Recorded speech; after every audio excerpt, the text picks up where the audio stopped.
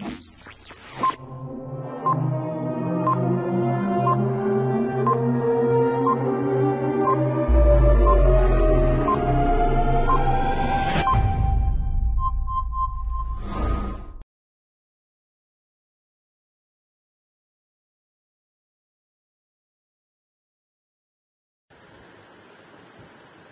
চরভদ্রাসনে হযরত মুহাম্মদ সাল্লাল্লাহু আলাইহি ওয়াসাল্লামের ব্যঙ্গচিত্র প্রদর্শন করার প্রতিবাদে মানববন্ধন ও বিক্ষোভ মিছিল। নাজমুল হাসান নীরবের পাঠানো তথ্যচিত্রের ভিত্তিতে রিপোর্ট। হাজার হাজার ইসলাম ধর্মপ্রিয় মুসলিম জনতার সমাগমে ফরিদপুর জেলার চরভদ্রাসন উপজেলায় ফ্রান্সে মহানবী হযরত মুহাম্মদ সাল্লাল্লাহু আলাইহি ওয়াসাল্লামের ব্যঙ্গচিত্র প্রদর্শনের প্রতিবাদে বিক্ষোভ মিছিল ও মানববন্ধন করেছে মুসলিম জনতা। রবিবার সকাল 10টায় চরভদ্রাসন বাজার চত্বরে চরভদ্রাসন উলামা পরিষদের আয়োজনে উক্ত মানববন্ধন ও বিক্ষোভ সমাবেশে বক্তারা বলেন, ফ্রান্সের সরকার প্রত্যক্ষ মদদে ইসলামকে অবমাননা করে রাসূল ইসলামকে নিয়ে ব্যঙ্গচিত্র প্রদর্শন করা হয়েছে। শুধু ফ্রান্সে নয়, বিশ্বের অনেকগুলো দেশে এই ধরনের কর্মকাণ্ড বেড়ে গেছে। ইসলাম ধর্ম মানবতার ধর্ম, শান্তির ধর্ম। আমরা অন্য কোনো ধর্মকে অবমাননা করি না, তবে আমাদের প্রিয় নবীকে নিয়ে ব্যঙ্গচিত্র ও কটূক্তি করলে ছেড়ে দেওয়া হবে না। দেশের প্রধানমন্ত্রীর উদ্দেশ্যে বক্তারা বলেন, মসজিদ মাদ্রাসার দেশ বাংলাদেশ, প্রায় 92% মুসলিম দেশে। এত বড় একটা ঘটনার পরেও সরকার এখনো চুপ থাকে কিভাবে? দ্রুত ফ্রান্সের দূতাবাস ঘেরাও করে এর বিচার করতে হবে, নতুবা জনতা চুপ থাকবে না।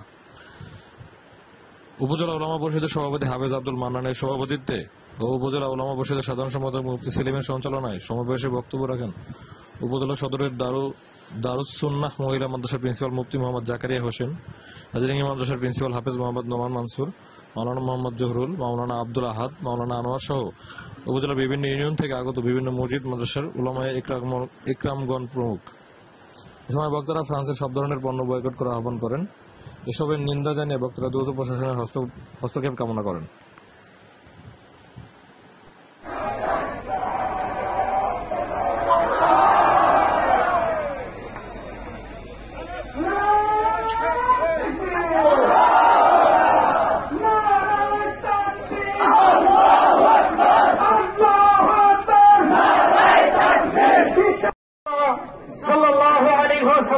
ব্যঙ্গচিত্র প্রদর্শন করে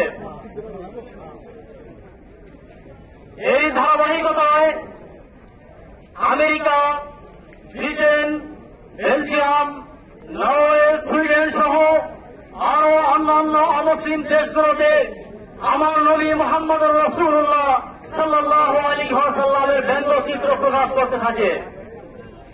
2006 সালে ফ্রান্সের পত্রিকা শার্লি হেবদো নবী করিম সাল্লাল্লাহু আলাইহি ওয়াসাল্লামের ব্যঙ্গচিত্র প্রদর্শন শুরু করে। এভাবে দীর্ঘদিন যাবৎ আমার আপনার নবীকে তারা অপমান করে আসছে। 2015 সালে নবী প্রেমিক এক দুই যুবক ফ্রান্সে এসে পত্রিকা শার্লি হেবদো অফিসে আক্রমণ করে আল্লাহ ও আল্লাহর নবীর দুশমনদেরকে হত্যা করে এবং আমাদের সেই দুই ভাই পুলিশের সাথে যুদ্ধ করে তারা শহীদ হয়ে যায়।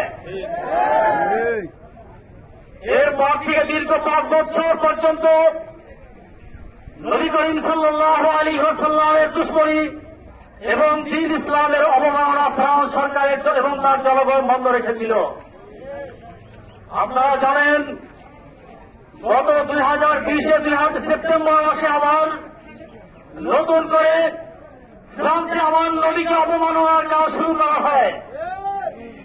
এমনকি শিক্ষা প্রতিষ্ঠান যেখান থেকে মানুষ নীতি নৈতিকতা শিক্ষা পাবে, সেই শিক্ষা প্রতিষ্ঠানের এক শিক্ষক আমার আপনার নবীকে ব্যঙ্গচিত্র করে কার্টুন বানিয়ে ছাত্রছাত্রীদের সামনে উপস্থাপন করেছে। তার প্রতিবাদ জানিয়ে ছাত্রছাত্রী অভিভাবকগণ স্কুল কর্তৃপক্ষের কাছে অভিযোগ করায় স্কুল কর্তৃপক্ষ কোনো বার্তা দেয়নি। এটা কোন ইমানদার মানুষ সহ্য করতে পারে নাই, সে সহ্য করতে পারে না। তাই মুসলমান যুবক আল্লাহ নবীর দুশমন ওই শিক্ষকের গলা কেটে হত্যা করে দিয়েছে। এরপর থেকে ফ্রান্সের সরকার ও তার জনগণ ইসলাম ও মুহাম্মদ সাল্লাল্লাহু আলাইহি ওয়াসাল্লাম ইসলামের নবীর প্রতি তারা আরো বিদ্বেষী হয়ে উঠেছে এবং ফরাসি সরকার কর্তৃক সার্বিক সহযোগিতায় ফ্রান্সের রাস্তার মোড়ে মোড়ে বড় বড় ভ্রমণগুলোর সাথে প্রোজেক্টর লাগিয়ে আবার আপনার নবীর অপমান করা হচ্ছে। তৌহিদি জনতা, আমি আপনাদের কাছে প্রশ্ন রাখতে চাই, যে নবীর সুপারিশ ছাড়া কেউ জান্নাতে যেতে পারে না, যে নবী হাওড়ে কাউসারের পানি না দিলে কেউ পান করতে পারবে না, যে নবী আমার আপনার জন্য চোখের পানি ঝরিয়েছেন, যে নবী আমার আপনার মুক্তির জন্য মুশরিকদের কঠোর আঘাত সহ্য করেছেন, এই হৃদয়কে আমাদের রক্তে জর্জরিত হয়েছেন, এই নবীর অপমান কোন মুসলমান সহ্য করতে পারে না।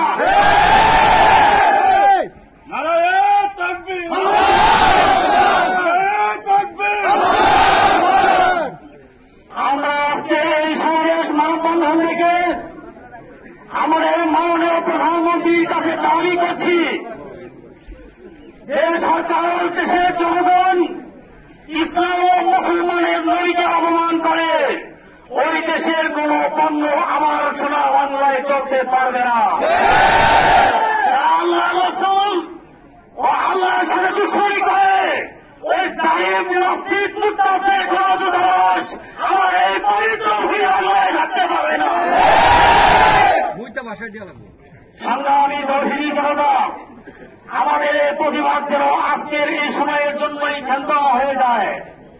যতদিন পর্যন্ত ফ্রান্স সরকার ওরা জনগণ মুসলমানদের কাছে হাত জোড় করে ক্ষমা না চায়, ততদিন পর্যন্ত আমার এই সংগ্রাম চলবে। এর ধারাবাহিকতায় আগামী শুক্রবার বাদজমা, এর মধ্যে যদি ফ্রান্স সরকার ক্ষমা না চায়, দুঃখ প্রকাশ না করে, তাহলে আগামী শুক্রবার বাদজমা চরভদ্রসন কেন্দ্রীয় জামি মসজিদ থেকে প্রতিবাদ মিছিল হবে। আপনারা থাকবেন সবাই।